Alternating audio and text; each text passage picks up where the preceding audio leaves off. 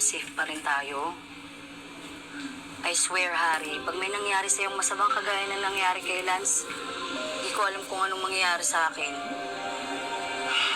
Look, everything's gonna be okay. Walang masamang nangyari, right? Everything's being taken care of. Walang problema, okay? Don't worry. Ay, hold on. Sorry. Excuse me, sorry.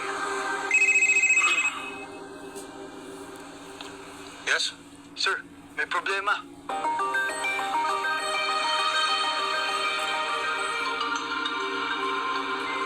Anong gagawin natin, Dad?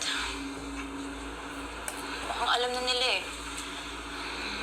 They're playing games with us. Don't worry, anak. Don't worry.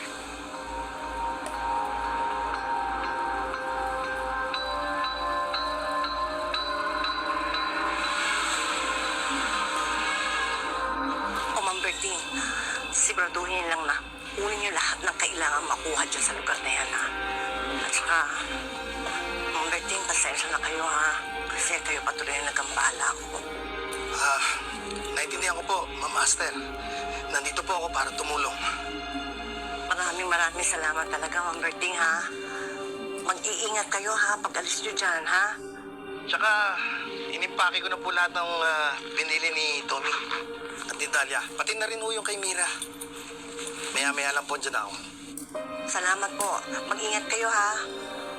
Okay, bye-bye. Sige po. Opo, may masakit pa ba? Wala naman po, Mamita. Sigurado ka? Ha? Ma'am, na-check ko natin po yung kwarto niyo. Wala naman po nawala. Except na lang po doon sa letter opener. Sabi ni Jasmine, yun nandun din po yung tangay eh. Mga gamit ni Marigold ang habol nila eh. So, ma'am, magpapatawag na ba tayo ng mga pulis? Di ba si Jasmine at si Santo yung tatawag ng polis? Sila nang bahala.